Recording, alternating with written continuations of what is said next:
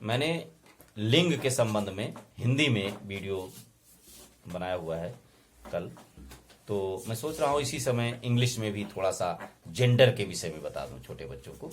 तो बेटा आज देखो मैं जेंडर के बारे में बता रहा हूँ। जेंडर क्या होता है? जेंडर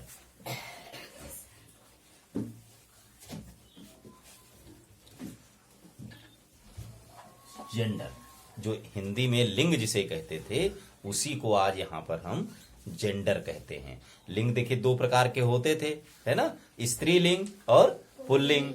तो यहां पर हम कहेंगे मैस्कुलिन जेंडर,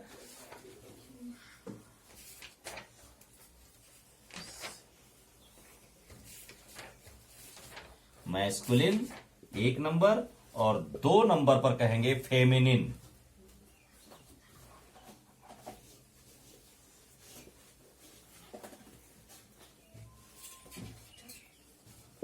ये 2 हो गए।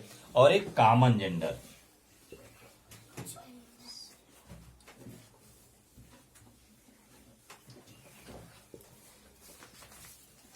और न्यूटर।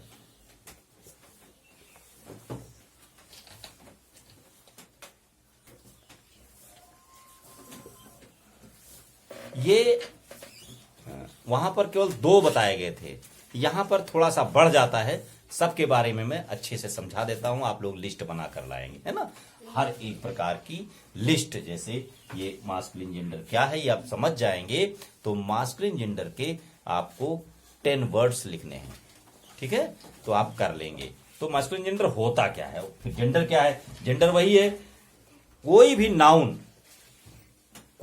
नाउन स्त्री है या पुरुष, स्त्री है या पुरुष, इसी की पहचान जहां पर होती है उसी को हम जेंडर कहते हैं।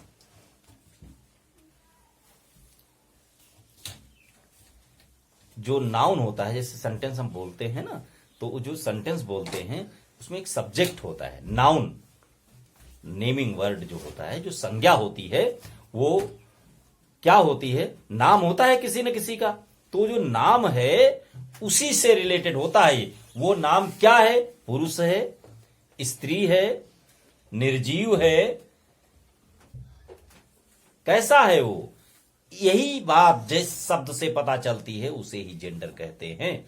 जैसे राम है तो राम देखिए पुल्लिंग है ना, तो जो पुरुष का को शो करता है, जो ये बताता है कि पुरुष है ना, पुल्लिंग है, ये पुरुषवाचक संज्ञा है ये। तो जब पुल्लिंग की बात आती है तो उसे कहते हैं मास्कुलिन जेंडर, ये है पुरुष, ठीक है, याद करना है इसे, पुरुष। जैसे पुल्लिंग जहां पर कहते थे तो वो है मास्कुलिन जेंडर, ठीक है। अब देखिए फेमिनिन क्या है? जहां पर हम स्त्रीलिंग का प्रयोग करते थे, लड़की, फीमेल, देखिए फीमेल से कुछ शब्द मिलता भी है इसमें, है ना, ये फेमिनिन जेंडर है। फेमिनिन में क्या होता है? फेमिनिन में लड़की का बोध होता है कि जैसे वह पढ़ती थी, और इसमें क्या होगा? वह पढ़ता था, तो वह पढ़ता था तो पुरुष हो गया, पुल्लिंग हो गया, मास्कुलिन हो गया। और अगर वो लड़की है तो फेमिनिन हो गया, स्त्रीलिंग हो गया, है ना।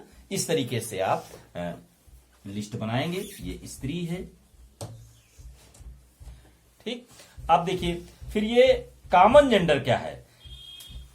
तो जैसे कुछ बातें ऐसी होती है जिसमें स्त्री पुरुष दोनों का बोध होता है, ऐसा लगता है कि पता ही नहीं चलता है कि स्त्री है या पुरुष। ऐसे शब्दों को, ऐसे वाक्यों में, जैसे टीचर, है ना, टीचर से यह पता नहीं चलता है कि टीचर मेल है या फीमेल, है कि नहीं। टीचर देखो अब कहना पड़ता है लेडी टीचर, है ना। तो टीचर शब्द ऐसा है जिसमें यह पता नहीं चलता है कि वो मेल है या फीमेल है। ये कॉमन कहलाता है, जिसमें ये दोनों हो सकते हैं, चाहे ये वाला हो चाहे ये वाला हो, होगा व्यक्ति ही, ठीक है। पेरेंट, जैसे कहा गया पेरेंट मीटिंग है, टीचर पेरेंट मीटिंग है, तो टीचर पेरेंट मीटिंग तो बता दिया गया। तो वहां सोचिए टीचर में कौन है? छोटे बच्चे होते तो लेडी टीचर हो गई वहां, और मम्मी पापा जा रहे हैं तो पेरेंट जो है वो लेडी है या जेंट्स हैं मेल है या फीमेल है कहां पता चलता है? तो पेरेंट भी कॉमन जेंडर में आता है। तो कॉमन जेंडर के आप 10 वर्ड्स लिखेंगे, ये काम हो गया। फिर देखिए न्यूटर जेंडर। अब न्यूटर क्या है? जिसमें निर्जीव, बिना जीव वाला कोई बात है। पतंग उड़ती है तो पतंग क्या है? निर्जीव है ना? तो जो निर्जीव पदार्थों का, अचेतन पदार्थों का बोध होता है, जैसे मेज, बुक, है ना, इस तरीके से 10 वर्ड इसमें भी लिख लेंगे।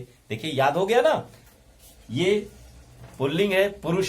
सेंटेंस लिखेंगे, वर्ड भी लिखो, सेंटेंस जरूरी है भाई। सेंटेंस पूरा लिखोगे तभी बोध होगा, है ना? जब और निर्जीव है तो इसमें कॉमन है, दोनों का पता चलता है तो कॉमन में, और फेमिनिन में स्त्रीलिंग, और इसमें पुल्लिंग। सेंटेंस पूरा लिखना है तो 10 सेंटेंस इसमें, 10 इसमें, 10 इसमें, 10।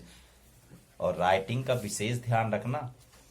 राइटिंग कैसे लिखते हैं इंग्लिश में? कोई लाइन खींची है तो सारे लेटर्स जो भी लिखा जाता है इसी लाइन से शुरू किए जाते हैं। ध्यान रखना, लाइन सीधा रहे। काफी जो बने मिलेगी, सारे लेटर्स सीधे हों और बराबर हों, नीचे से बराबर होने चाहिए। जैसे कुछ शब्द ऊपर निकले होते हैं लेटर, कुछ नीचे निकले होते हैं, तो ये लाइन बीच में चलती रहती है। नीचे वाला नीचे निकालिए, ऊपर वाला ऊपर निकालिए। राइटिंग बहुत सुंदर लिखिए।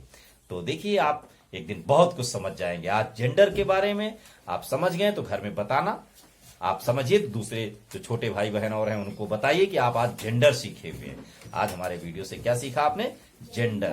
तो आज जेंडर की लिस्ट बनाइए। फिर से ध्यान दीजिएगा, जेंडर क्या होता है ना, समझ गए हो ना? न्यूटर जेंडर में क्या होगा? निर्जीव, जो जिंदा नहीं होते, अचेतन, जिसमें जीव नहीं होता है, वो शब्द।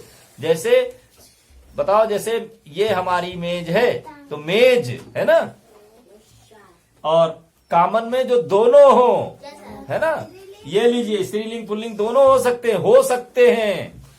फेमिनिन में स्त्री और मैस्कुलिन में पुरुष। इस तरीके से 40 सेंटेंस हो जाएंगे। 40 वर्ड्स और 40 सेंटेंस आप लिखिए। आप लिख लेंगे, सभी लोग लिख लेंगे तो बहुत मजा आएगा और धीरे धीरे सब कुछ सीख जाएंगे। धन्यवाद।